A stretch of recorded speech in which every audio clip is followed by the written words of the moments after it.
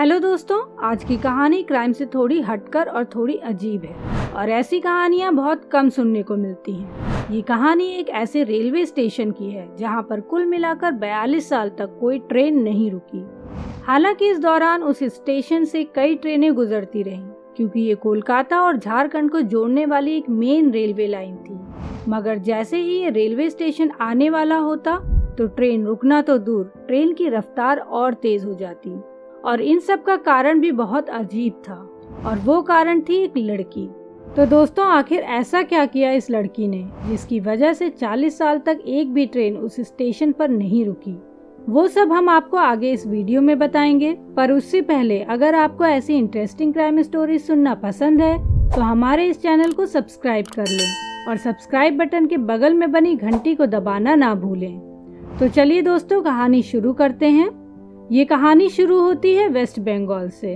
बंगाल की राजधानी कोलकाता से लगभग 250 किलोमीटर दूर पुरुलिया डिस्ट्रिक्ट पड़ता है, जो कि अपने आप में खुद एक फेमस जगह है।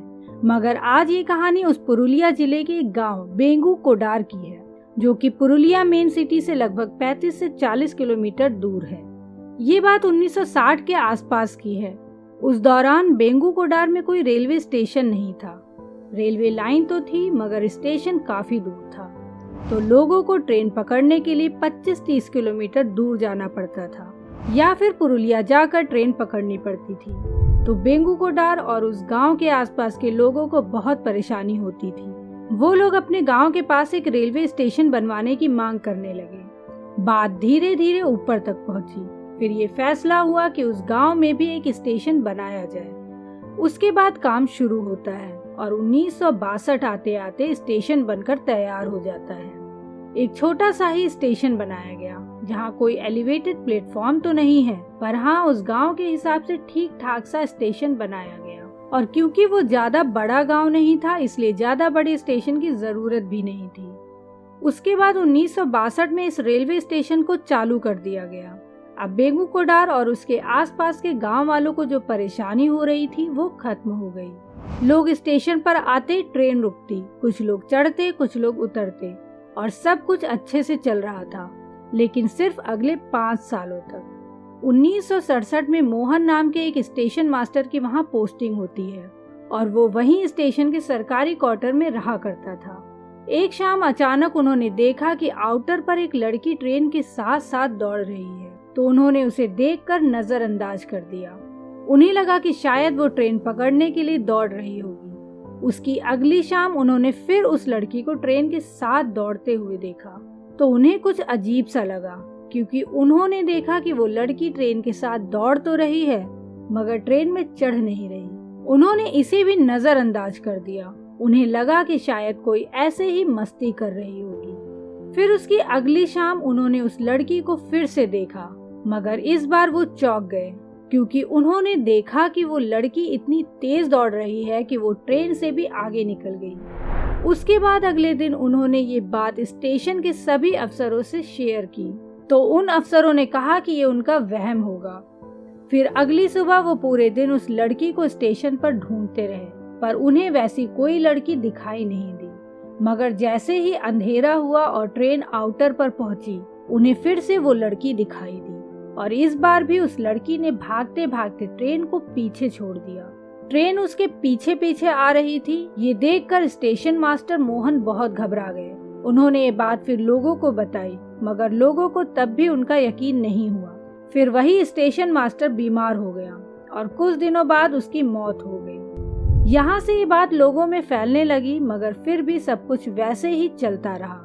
उसके बाद दूसरा स्टेशन मास्टर आता है और वो भी ठीक वही बात सबको बताता है। वो कहता है कि जब तक कोई ट्रेन नहीं आती तब तक वो लड़की दिखाई नहीं देती, पर जैसे ही ट्रेन आती वो अचानक उसके साथ दौड़ने लगती। कभी ट्रेन से आगे निकल जाती तो कभी पटरी पर दौड़ती। उसने अपने से पहले वाले स्टेशन मास्टर मोहन की भी कहानी सुनी थी, तो वो वहाँ से भाग जाता है और वापस नहीं आता और कहता है कि उसकी पोस्टिंग कहीं और कर दी जाए। उसके बाद फिर तीसरा स्टेशन मास्टर आता है और कुछ दिनों बाद वो भी वापस चला जाता है और कहता है कि उसकी पोस्टिंग पूरे भारत में कहीं भी कर दी जाए, वो चला जाएगा, पर वापस बेंगू कोडार रेलवे स्टेशन नहीं जाएगा। जब ये बात उस स्टेशन और स्टेशन से पूरे बेंगुकोडार में फैली कि स्टेशन पर लड़की का भूत है, तो धीरे धीरे करके लोगों ने स्टेशन पर आना ही छोड़ दिया और एक एक करके स्टेशन के बाकी कर्मचारी भी वहां से निकलते गए। दिन के उजाले में फिर भी कोई न कोई वहां पहुंच जाता, पर शाम को कोई गलती से भी स्टेशन की तरफ रुख नहीं करता। उस गांव के कई चश्मदीद बताते हैं कि उन्होंने कई बार उसी स्टेशन पर उस लड़की को देखा, कई बार उसे पटरी पर ट्रेन के आगे भागते हुए देखा, कई बार उसे पटरियों और प्लेटफॉर्म पर नाचते हुए देखा, और कई लोगों ने बताया कि बेंगुकोडार रेलवे स्टेशन पर एक पेड़ है, जिस पेड़ पर भी कई बार लोगों ने उस लड़की को देखा। उसके बाद जब ये बात रेलवे के ऊपर के महकमों तक पहुंची और कोलकाता तक पहुंची, तो उन्होंने भी कोशिश की कि कोई तो जाए उस स्टेशन पर, मगर कोई भी उस स्टेशन पर जाने और वहां काम करने को राजी नहीं हुआ। सभी ने कहा कि हम नौकरी छोड़ देंगे, पर उस स्टेशन पर काम करने नहीं जाएंगे, और कोई भी रेलवे कर्मचारी स्टेशन पर नहीं गया। मगर फिर भी उस स्टेशन पर ट्रेन आती रही और रुकती रही, पर कोई भी ना तो स्टेशन पर उतरता और ना ही कोई स्टेशन से चढ़ता, बल्कि गांव वाले अब फिर से वहां से कई किलोमीटर दूर दूसरे रेलवे स्टेशन पर जाने लगे और वहीं उतरते और वहीं से चढ़ते, पर अपने गांव बेंगुकोडार नहीं जाते, जिनकी मांग पर वही स्टेशन बनाया गया ताकि उन्हें सुविधा हो। उन्हीं लोगों ने अब इस स्टेशन पर आना बंद कर दिया, और जब उस स्टेशन से स्टेशन मास्टर गायब, सिग्नल मैन गायब, टिकट कलेक्टर गायब, टिकट विंडो पर कोई नहीं, और जहां के लोगों के लिए स्टेशन बनाया गया वो भी गायब, तो लास्ट में मजबूरी में रेलवे ने फैसला किया कि स्टेशन को बंद कर दिया जाए और अब वहां कोई ट्रेन नहीं रुकेगी, क्योंकि ट्रेन को भी रोकने के लिए सिग्नल देने के लिए वहां पर मैन पावर की जरूरत थी, मगर कोई भी इसके लिए तैयार नहीं था। इसलिए 1967 में स्टेशन खुलने के 5 साल बाद ही उस स्टेशन को बंद कर दिया गया और बेंगुकोडार रेलवे स्टेशन पर ट्रेनों के रुकने का सिलसिला बंद हो गया और धीरे धीरे ये स्टेशन वीरान हो गया। उसके बाद रेलवे ने बाकायदा इस स्टेशन को अपने रिकॉर्ड बुक में एक भूतिया रेलवे स्टेशन घोषित कर दिया, क्योंकि उन्हें कारण लिखना था कि क्यों कोई इस स्टेशन पर काम नहीं करना चाहता, और उस कारण में इस लड़की के भूत और भूत का ट्रेन के साथ दौड़ने, पटरी पर दौड़ने और नाचने की बात लिखी गई। तो ये कोई अफवाह नहीं थी, बल्कि ये बात भारतीय रेल के ऑफिशियल रिकॉर्ड में दर्ज है। उसके बाद 5 साल बीते, 10 साल बीते और वो स्टेशन चालू नहीं हुआ। इस दौरान कई सरकारी मंत्रियों ने भी स्टेशन को लेकर बयान दिए। वहीं के एक लोकल एमएलए, जिनके विधानसभा क्षेत्र में ये स्टेशन और बेंगुकोडार गांव आता था, उन्होंने खुद इस बात को एक्सेप्ट किया कि बेंगुकोडार रेलवे स्टेशन पर एक लड़की का साया है और इसे बंद ही रखना चाहिए, क्योंकि इस लड़की को देखने के बाद कई लोग बीमार हो गए। यहाँ तक कि उस वक्त के झारखंड के डिप्टी सीएम सुधीर महतो, जिनका रिश्ता बेंगुकोडार से भी था, उन्होंने भी इस बात को रिकॉर्ड पर कहा कि इस स्टेशन पर एक लड़की का भूत है। तो जब सरकार और सरकार के मुलाजिम इस बात को एक्सेप्ट कर चुके थे, तो फिर आम पब्लिक इससे कैसे बच सकती थी। उसके बाद वक्त बीतने के साथ ही स्टेशन का खौफ इतना बढ़ गया कि जब भी कोई ट्रेन बेंगुकोडार स्टेशन से गुजरती, तो स्टेशन पर ट्रेन का रुकना तो दूर, स्टेशन आने से 4-5 किलोमीटर पहले ही ड्राइवर ट्रेन की रफ्तार को और तेज कर देता, ताकि जल्दी से ट्रेन उस स्टेशन से निकल जाए। तो चलिए मान लेते हैं कि बेंगुकोडार नाम का एक भूतिया रेलवे स्टेशन है, ठीक है, मगर अब सवाल ये आता है कि आखिर वो लड़की कौन है। तो इस सवाल को लेकर अब बेंगुकोडार के किसी भी लोकल शख्स के पास चले जाइए, हर एक आदमी से आपको एक ही जवाब मिलेगा कि आउटर पर एक लड़की के ट्रेन के नीचे आने से मौत हो गई थी और उसकी ही आत्मा तब से वहां भटक रही है। फिर धीरे धीरे ऐसे ही वक्त बीतता रहा और करीब 35 से 40 साल बीत गए और अब बात मीडिया तक पहुंच गई कि ऐसा एक रेलवे स्टेशन है जहां एक लड़की का भूत है और उस स्टेशन को देखने के लिए लोग कोलकाता तक से वहां पहुंच रहे हैं। फिर ये बात मीडिया के जरिए पूरे देश तक पहुंचती है। उसके बाद कोलकाता में कुछ लोगों की टीम पैरानॉर्मल सोसाइटी के लोगों के साथ, जो कि भूतों और आत्माओं की मौजूदगी की जांच करते हैं, वो लोग ये डिसाइड करते हैं कि वो बेंगुकोडार रेलवे स्टेशन जाएंगे और वहां पूरी रात बिताएंगे। उसके बाद कोलकाता से 11 लोगों की टीम अपने कैमरा और K2 मीटर, जो कि नेगेटिव एनर्जी की पहचान करती है, वो सब सामान अपने साथ लेकर बेंगुकोडार गांव पहुंचते हैं। फिर वो दिन में पहले उस गांव के लोगों से बातचीत करते हैं, मगर उस गांव का हर आदमी उनके इस फैसले के खिलाफ था।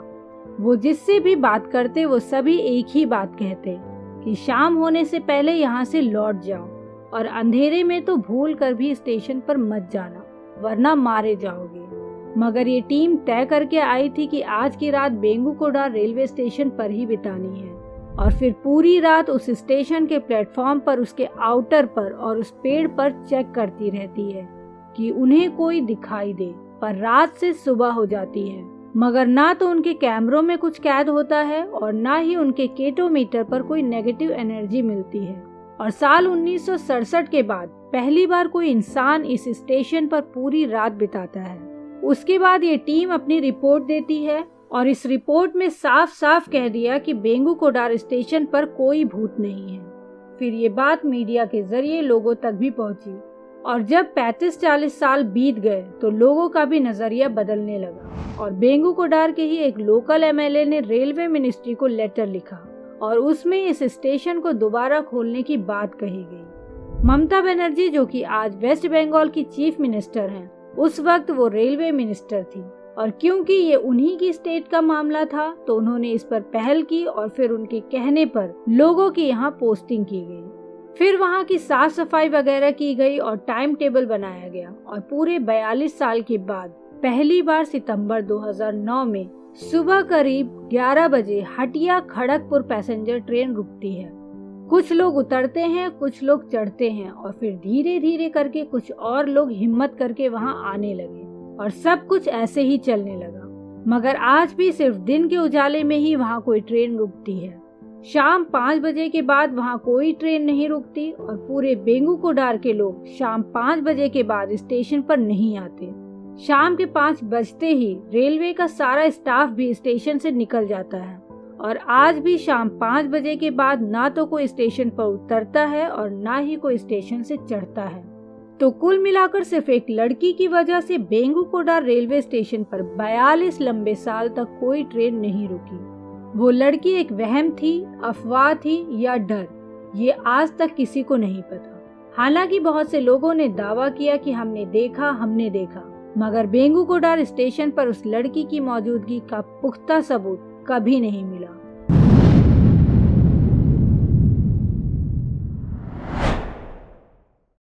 दोस्तों, आज की कहानी उस शख्स की है जिसके भूत का डर आज भी तिहाड़ जेल में बंद कैदियों को डराता है। हो सकता है आप सब में से कुछ लोग भूत वगैरह की कहानियों पर विश्वास न रखते हैं, पर अगर मैं कहूँ कि सिर्फ कैदियों ने ही नहीं बल्कि तिहाड़ जेल में तैनात कुछ पुलिस वालों ने भी इस भूत को देखने या महसूस किए जाने की शिकायत की हो, तो फिर इस कहानी में कुछ तो जरूर ऐसा होगा जिस पर विश्वास हो न हो, पर एक बार उसे जानना तो जरूर चाहिए।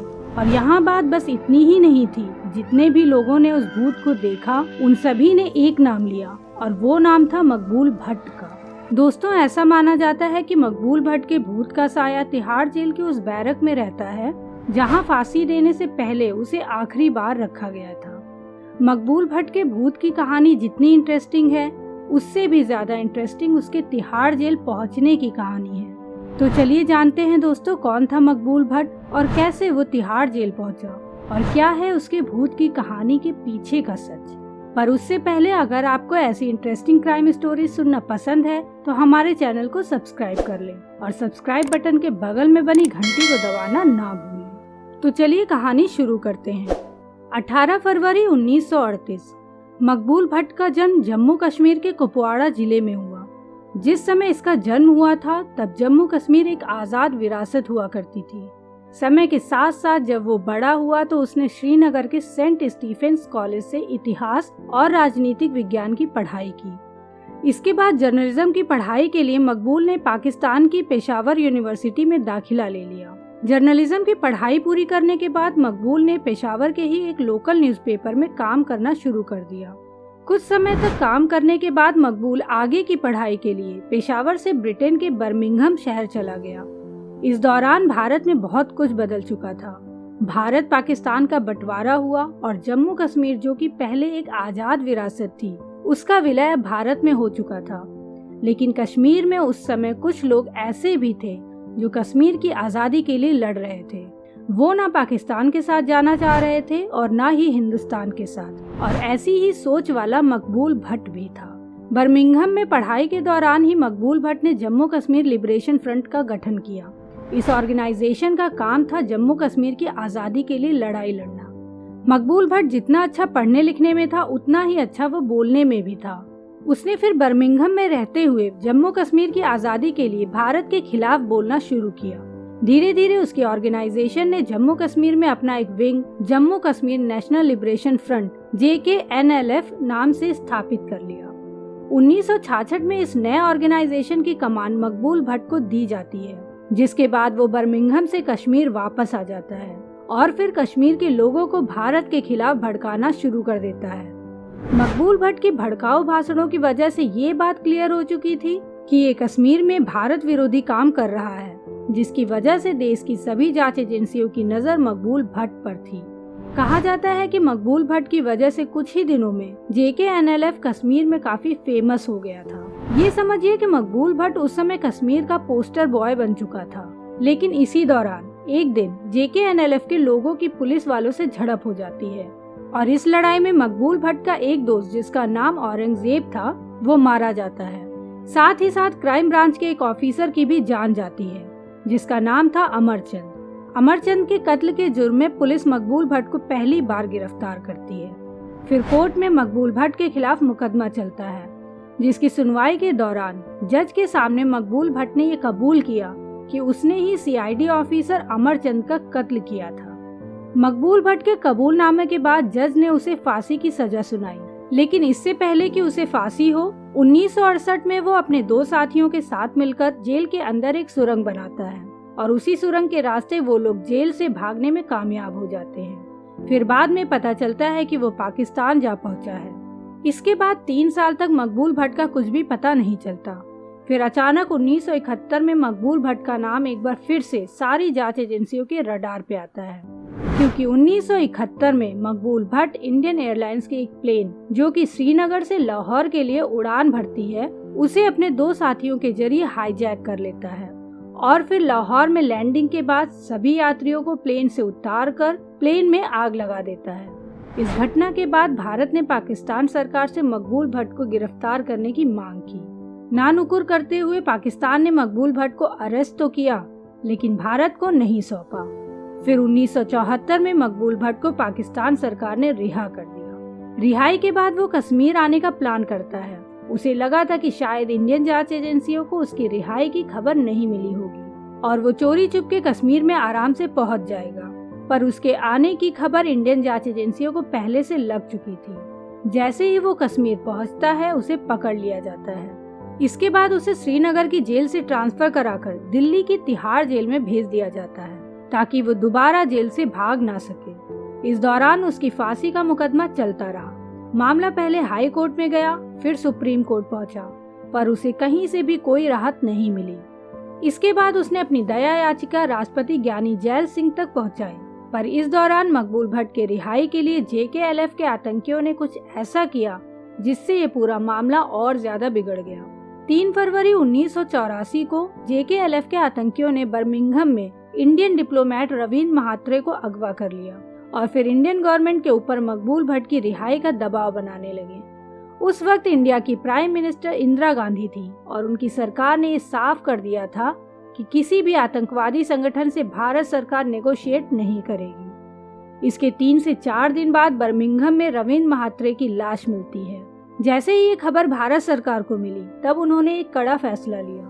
अभी तक मकबूल भट्ट की जो दया याचिका राष्ट्रपति के पास पेंडिंग थी, भारत सरकार ने तुरंत उसे खारिज कराया और मकबूल भट्ट के डेथ वारंट पर राष्ट्रपति का साइन ले लिया।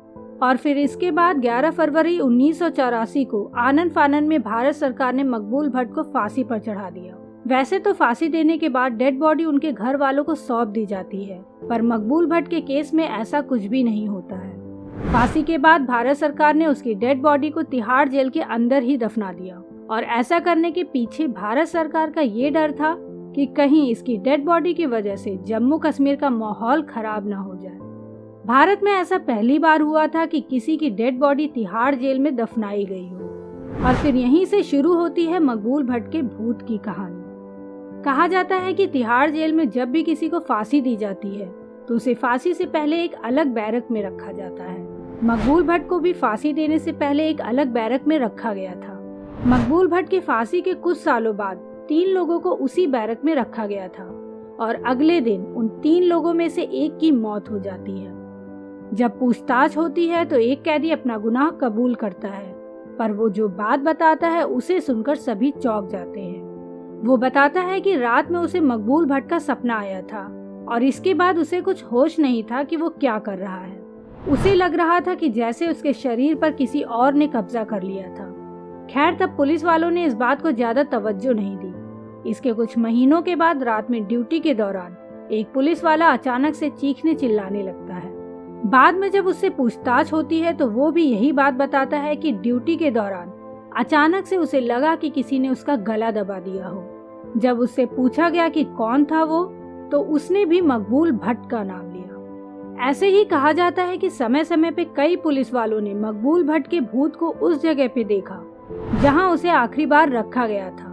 साथ ही तिहाड़ जेल के बहुत से कैदियों ने भी बताया कि उनके सपनों में मकबूल भट्ट आता है और उन्हें बताता है कि कब जमानत मिल जाएगी। और उनकी माने तो कई कैदियों को जब मकबूल भट्ट ने सपने में जमानत का बताया तो उसके कुछ दिनों बाद उन्हें जमानत मिल भी गई। और तो और यहाँ तक कि तिहाड़ जेल के एक डीजीपी जब भी शाम को उस भूतिया बैरक की तरफ जाते थे तो उस भूत के डर की वजह से वो 4 से 5 सिपाहियों को अपने साथ ले जाया करते थे। तो दोस्तों, जब एक डीजीपी रैंक का अधिकारी इस भूत से डर जाए तो मन में कुछ न कुछ संदेह जरूर पैदा हो जाता है। खैर दोस्तों, बहुत से लोग ऐसे हैं जो भूत वगैरह में विश्वास नहीं रखते होंगे, पर फिर भी कुछ कहानियां ऐसी भी होती हैं जिन पर विश्वास न करने की भी कोई वजह नहीं मिलती। तो दोस्तों, आपका इस बारे में क्या मानना है, हमें कमेंट करके जरूर बताएं। और हाँ दोस्तों, जाने से पहले वीडियो को लाइक और चैनल को सब्सक्राइब करना ना भूलें। तो मिलते हैं आपसे एक नए वीडियो में एक नई कहानी के साथ। तब तक के लिए बाय बाय, टेक केयर, शब ब खैर।